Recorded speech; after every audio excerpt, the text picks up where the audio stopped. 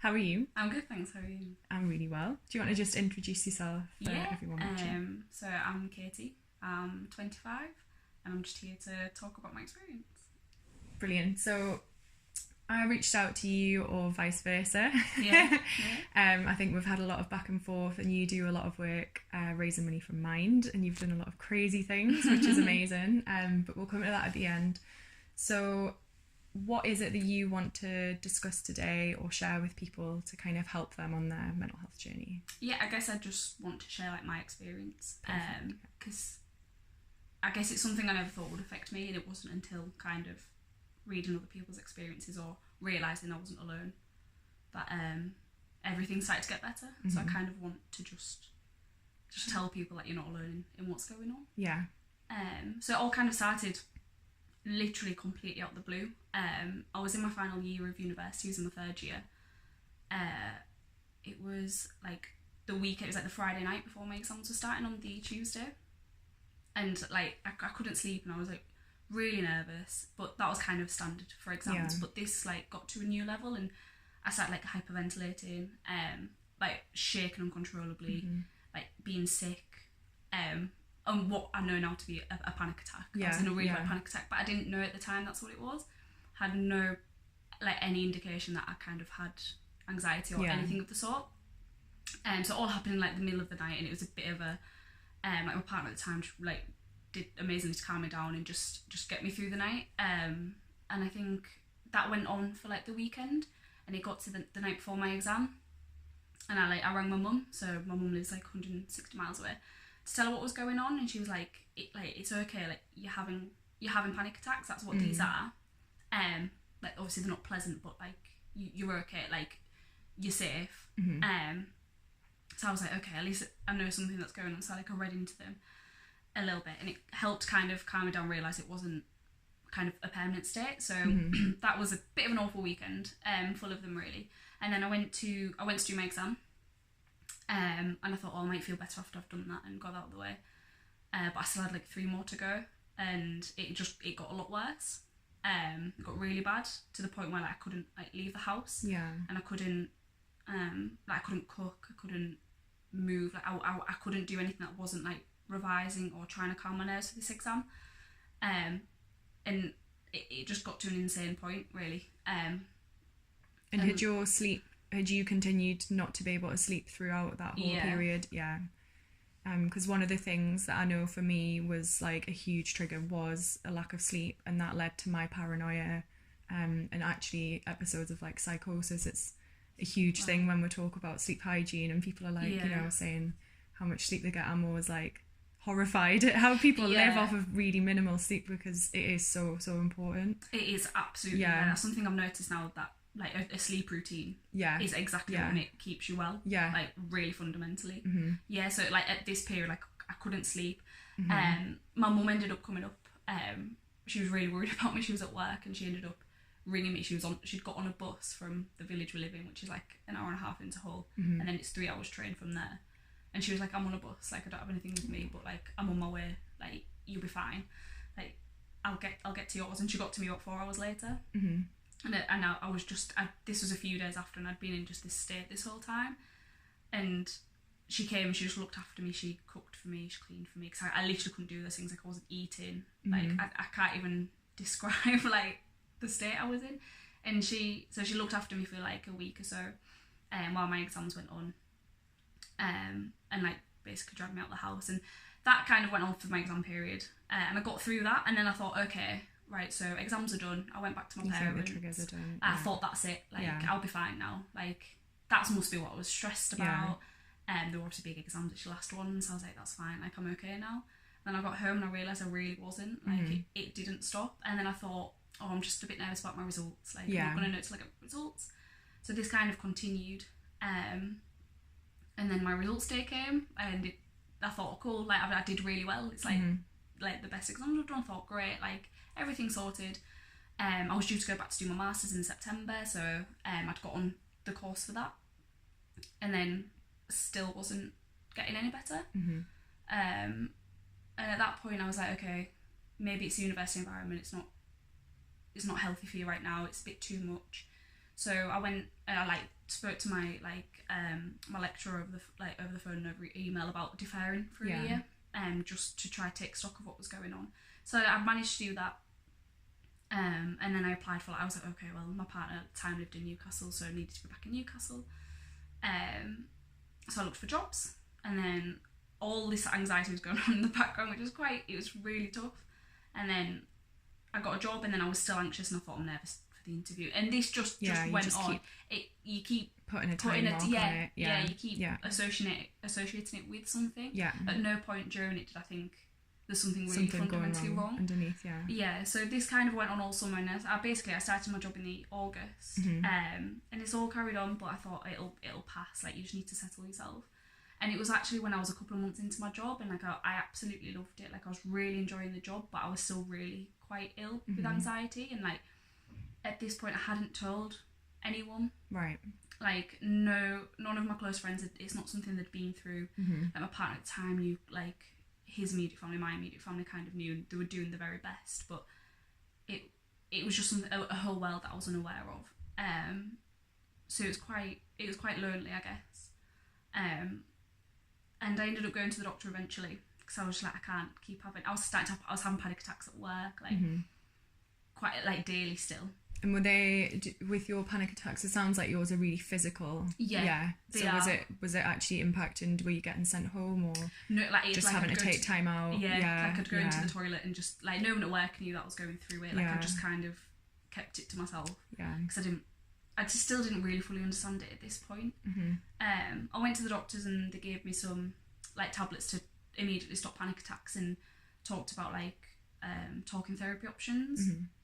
So I was put on a waiting list for that. Well, they gave me some leaflets and stuff, and I ended up ringing one of them, and they put me on a waiting list for that, and it was a good few months until I accessed that, and this was what I ended up getting was CBT, which was good. It wasn't. I'm very undecided about the whole thing. It was a starting point. Yeah. But I don't think that it really did much. So in this period of a few months, I'd started talking to my partner's mum at the time, who was actually trained to be a psychotherapist, and I we got on really well. And I was just telling her about it, and she started getting a lot of resources for me on mindfulness. Yeah. She was trying to talk about anxiety, and tried to say, obviously it's a very fight off kind of thing. So she introduced me to mindfulness as a way of grounding myself in really panicky situations, and I started to kind of practice that quite a bit, and found that really useful. Actually, that was something that was incredibly useful, but I think it kind of only gets you so far.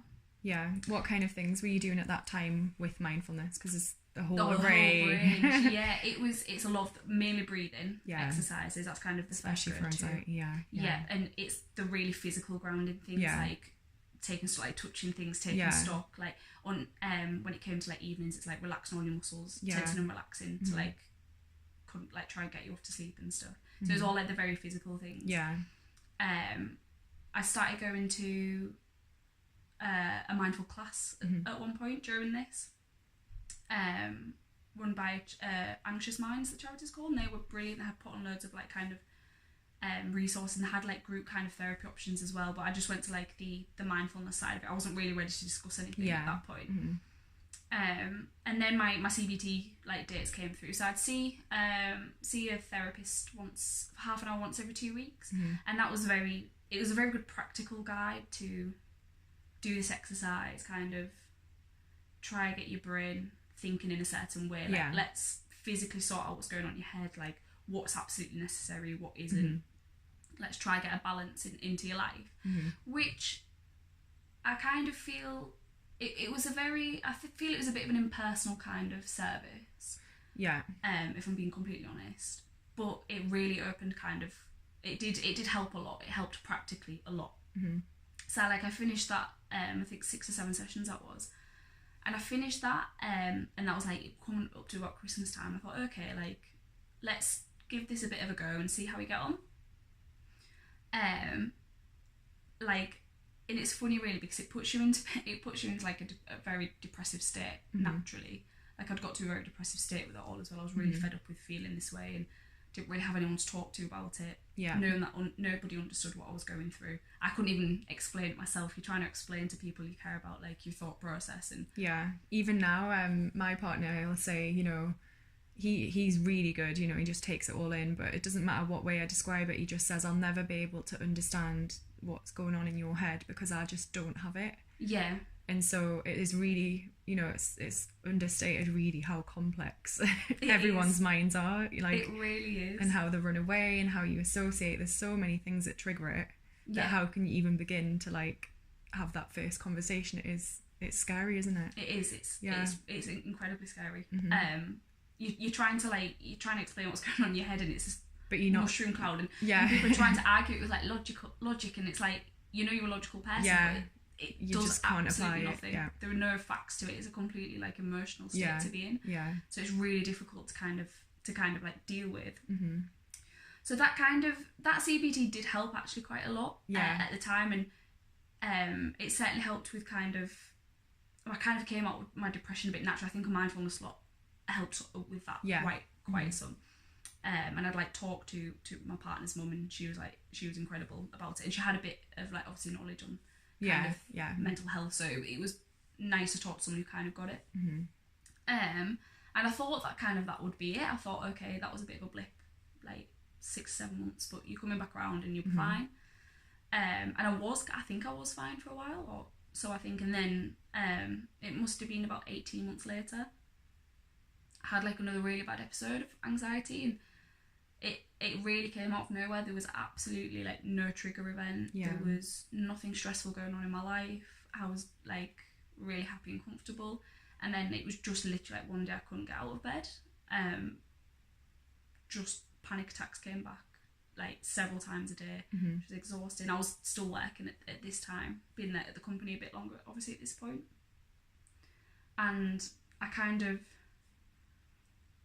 it scared me a lot, because I was like, okay, when something happens like this once, things like this can happen. Someone can suffer anxiety, and it can be okay. But twice, there's something not quite right. Mm-hmm. There's a bit of an kind of imbalance going on here. So I recognised it a bit sooner, and the last time I'd got into, like, quite a depression with it, and I was really adamant not to return to that state, and I was trying to treat it, like, as a really logical thing, like, okay, you've got anxiety again. You've got depression again, but, like, it's okay, let's go get help straight away. Yeah. So I went to like, my GP, it took a lot to go to the GP. A lot. How did you because this is something that is really difficult, like, I've only had, I think, 2 panic attacks ever.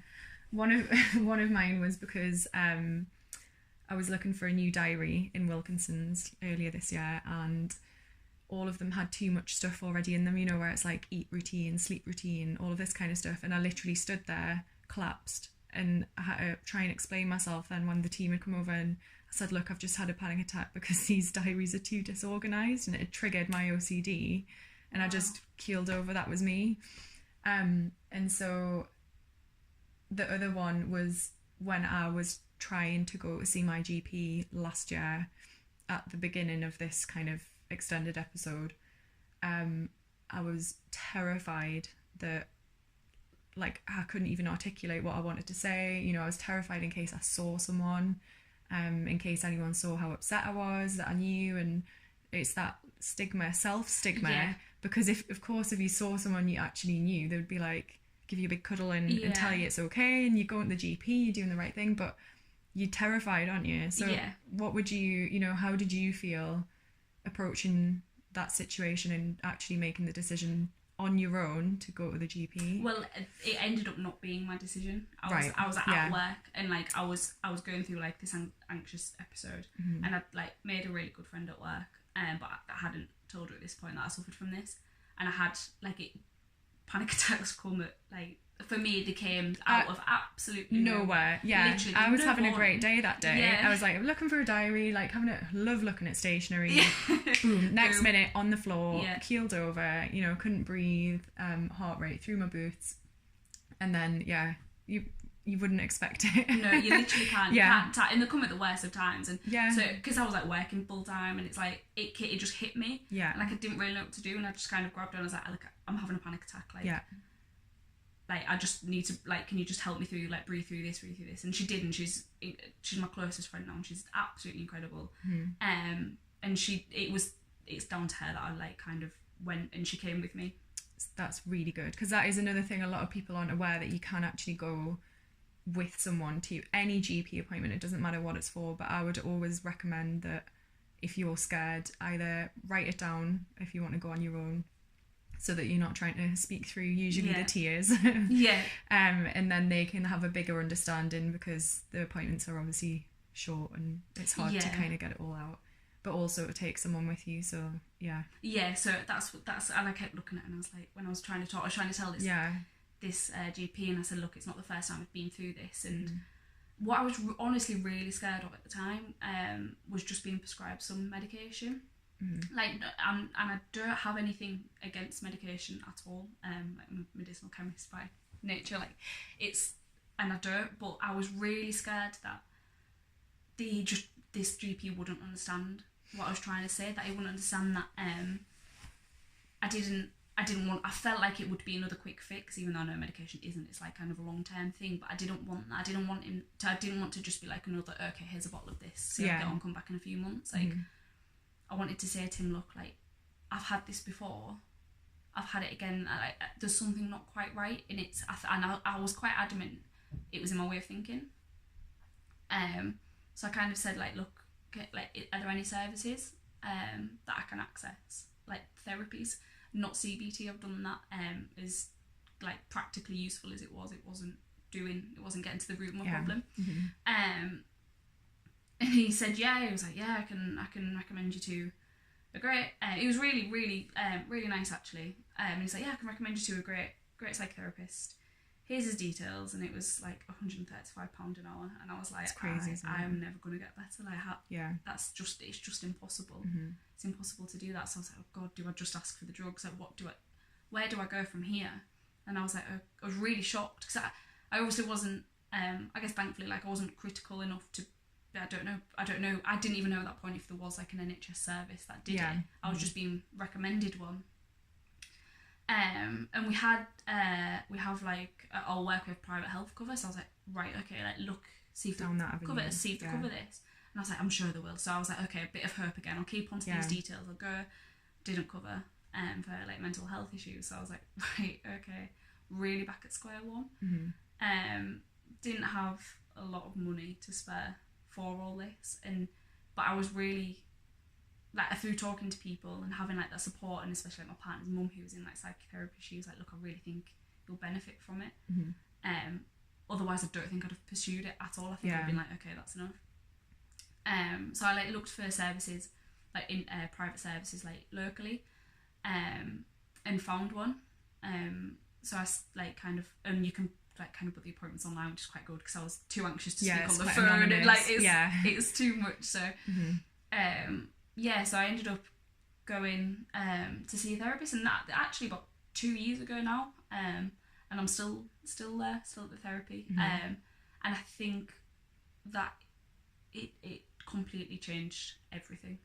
It changed everything. And what kind of things do you discuss, or what kind of ways do you act in your therapy, to combat the thought processes that you were wanting to master, really? I guess it's like it's transitioned quite a lot over 2 years, but when I first went in, I was like, look, like, I have anxiety, this is what's going on, like, can we deal with that first? Like, I'm pretty sure there's probably something deeper going on, but let's deal with the surface stuff. So it was very much what really helped was, it was quite nice going in, someone being really empathetic and like just really understand. It's like you finally felt like someone understood it, whether or not they'd been through it themselves, they understood it, and they kind of know what they know how to deal with it. And again, I got like, she gave me like loads more like mindfulness kind of exercises, and we discussed like different strategies of therapy and how you can kind of combat it. So we tried a couple of different ones. We tried like tiered like kind of therapy. Didn't really work at that point. So it was just a case of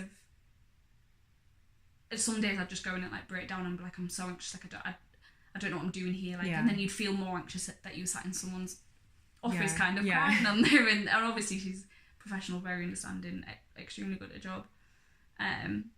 It went like that for quite a while, and then it was kind of like, okay, like I think one day you kind of go and it's like, okay, like I like haven't had a panic attack, and gradually the panic attacks lessened, so I'd go and be like, actually I haven't had a panic attack this week, and it was like, wow, right, okay. So then it's like you feel like you're ready to take on more like your behaviours and challenge yourself a bit more. And it was just, I think what she kind of said was, obviously it just I had like a really negative kind of thought process. I was really negative to myself in my head, like it's always negative things that I would say to myself. So which people think, I had the same, and you know, you don't realise you might be confident but you've got no self-esteem because that little voice in your head which you think is normal, because how would you know that everyone else isn't having those thoughts? Exactly. You genuinely think it's normal that these ruminations that are circling round and round and round are true, and that's, you know, you deserve to be spoken to like that by yourself. It's absolutely it's you completely get into that moment, and then you try, and then someone's trying to say to you, no, like that's not okay, not okay, it's not normal. You're like, but I've done it forever, like I don't remember the time I did it. I was talking about this with someone the other day. How would you know what was normal? Because exactly, at what point in your life, you know, as a child, as a teen, as an adult, would you ever say, you know, that little voice in your head, by the way, what does it say to you? Like, would you just wouldn't think to say it or explore it, would you? So, no, you're absolutely right. And that's like that was a big part of it. It's like, can you just be a bit kinder to yourself? Like, you know, there's enough going on. And that took a long time to kind of try and adopt, or at least prevent it, because the more you think about it, and it's not something you're even aware of until you're actively looking out for the little things that you tell yourself. So that was like a big part of it, and then it's kind of just, then it broadens, I guess, the therapy centre kind of broadened into general like kind of, it goes from everything from like your upbringing to how you currently live your life, and just general patterns that you have in your behaviour and how they kind of influence kind of your state of mind. And I think I genuinely, hand on heart, would recommend therapy to anyone. I any completely agree. Of mind, like even if you're well, like it's such an incredible journey. I think in America, you know, like a lot of, because obviously I've gone into business now, a lot of the biggest business owners or most people who are like high achieving or high performers, they've all got a therapist as standard. No matter how happy they are or how much they're struggling, they all have a therapist as standard that they invest in.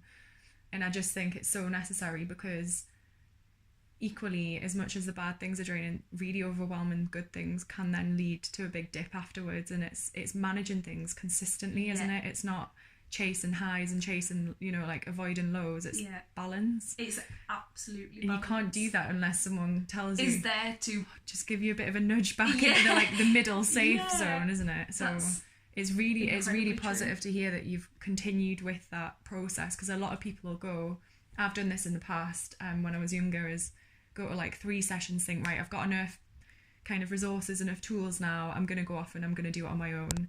And then lo and behold, you end up back in that cycle, struggling again, not really sure. You think that therapy doesn't work or whatever because you tried it once and, you know, that was it. But actually it's the long game. Ultimately, it is. You've most people with mental health, you've probably got it chronically underlying. Yeah. And so it's about management, not about cure. Yeah.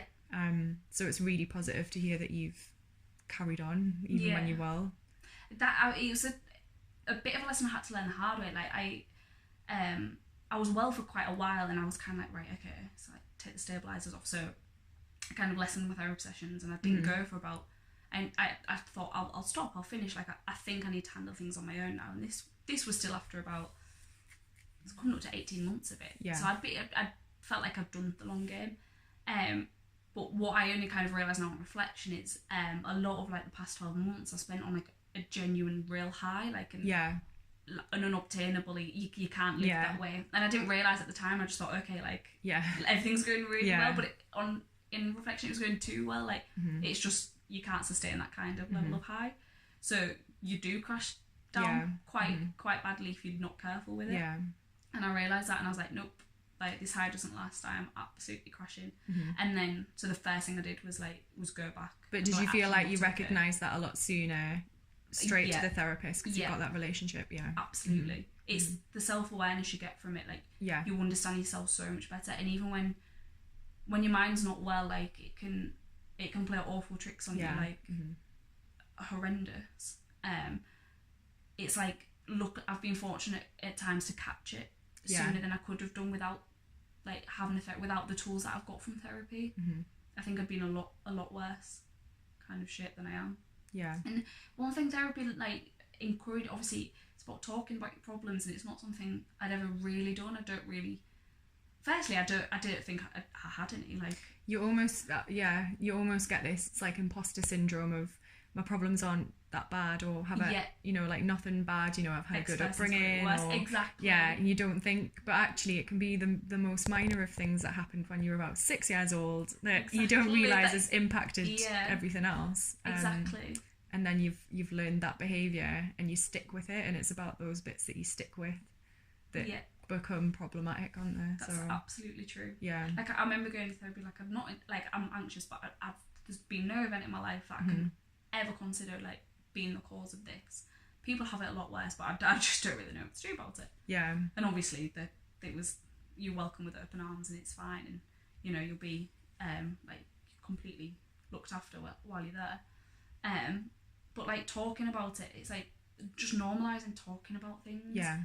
Because what I found was like the more I went to therapy and the more like used to I got speaking about things, and I'd start talking to my close friends about things, and have a lot of really understanding friends who now know exactly what I've been through.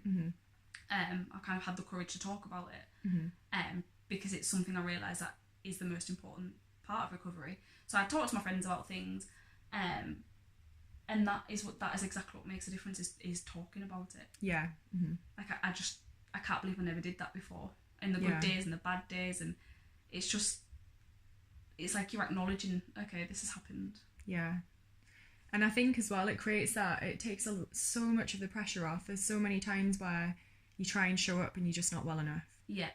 And as soon as you've told people, what's going on, then if you do say, look, I don't think I can make it, or I'm actually feeling a bit tired or drained or whatever, they then understand, and then it's not this like, oh, you're a good friend, a bad friend, or whatever. It's just fine. Take that time, respect it. Yeah. It's amazing how much people surpass your expectations, because when you're in that dark place, you're just like, nobody understands. I must be the only one who feels like this. It's so lonely, it's so isolating. And then when you tell people it's open arms, and like likely most of them have got some kind of story to share back. Yeah. And then there's that respect and that understanding, and then all of a sudden it's like, oh, yeah, was it really that easy this whole time? yeah there is a bit of like pinch me like this happened. And like I say, that is fundamentally I think what helped so much was just, I mean it is awful, because it's awful to see people go through it, but it's just understanding that. It's also, I think as well, when you do actually tell someone who's not immediately in the situation, how you were saying, friends and family who were in it with you, that is very different. As soon as you tell someone outside of it, I think it's almost like a milestone that you accept it fully. Yes, and absolutely. Once you accept it fully, you can own it. Yeah. And that is a transitional point, I think, for most people. Yeah. Where you just think, this doesn't define me. This is just something I have that I live with. It's not something that controls how I live. Yeah. So I think that's really brave and really important to mention as well. Yeah.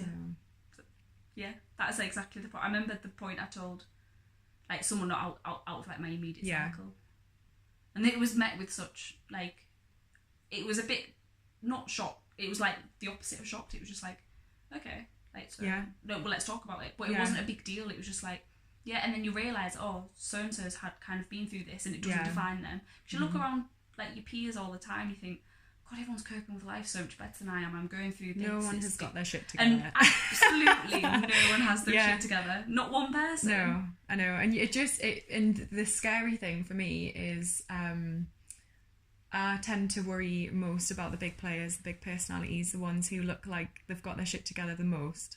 Because underneath that, you must be thinking, like how fast are you burning under there? Yeah. Like how much fuel, how much energy are you pouring into all of that you're doing? Are you okay? Yeah. And usually it's them that are on, you know, the brink of a burnout or a breakdown. Yeah. So yeah, no, it is worth talking about, and that's why we're here, is just to normalize it. I mean, sit with a cup of tea, tell people it's okay, just come forth, you know, openly chat about it. It's the same, I mean, you wouldn't, if you were ill with anything else and you were having, you know, you were sore, you would tell someone, be like, oh, I'm a bit sore, you know, like, do you mind if we just make a blanket den, watch some films, chill, fine. But if you're like, I'm feeling a bit anxious, will you just come around and sit with me, make a blanket den, chill? Yeah. It's the same. It's exactly the same. It's exactly the same. But it's accepting it first and then sharing it, isn't it? Yeah, absolutely.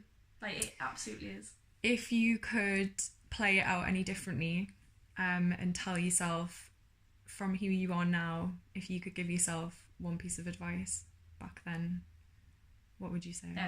Tell someone sooner. Tell someone sooner, yeah. Because it's, I think this is the root of a lot of people's depression, is that you actually sit on the brink of something mild and probably something that, you know, isn't that large in nature initially. You sit on that and torture yourself and then go into these negative thought cycles, and then it explodes into this deep depression on top of what was already there. That's exactly it. Because that is so often, that is my advice now, is just, I would have just said, Emma, why didn't you just tell someone from a young age? Why, you know, just one person? Yeah. And then that would have probably helped tenfold. Yeah. Yeah. That's exactly it. Totally agree. So the last thing is that I just wanted to get you to talk about is all the amazing things that you've achieved and done, and how you've been supporting other people with mental health now. Okay. So for the past, I guess, year and a half maybe, I kind of like to do something fundraising anyway. Like once a year, I kind of set myself that challenge a few years ago. And last year I was due to run the Edinburgh Half Marathon. It was my second half marathon. I'd done the first one for charity the year before that. And really sadly, one of my closest friends found out one of her closest friends passed away from suicide, from depression. So really awful period. And she said to me, like, I want to run this for Mind. And I was like, yes, like it's super important, absolutely, let's do this. And then from there, so we did that half marathon, then did another one for Mind again. And then this year I was like, you need to do more for this charity. You need to do more to get more access to more people. Because as much as I've experienced some mental health issues, there are some people that don't get the treatment that they need. Yeah. So yeah, I decided that this year needed to do something a bit more.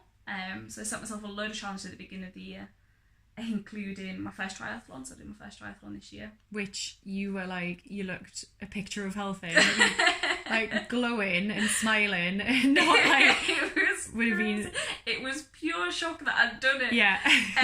It was pure shock. So I guess I got into it because when I was going, actually, it was all my mental state at the time. It was a couple of years ago that I got into running because it really helped with my mental state of mind. So I was running like 3 or 4 times a week, and I went from cannot run, like literally had to do like couch to 5K. People don't realise, I mean, you know, we've talked about mindfulness a little bit today, and it comes in so many different forms. People don't realise that most exercise is mindful in its own sense, you know.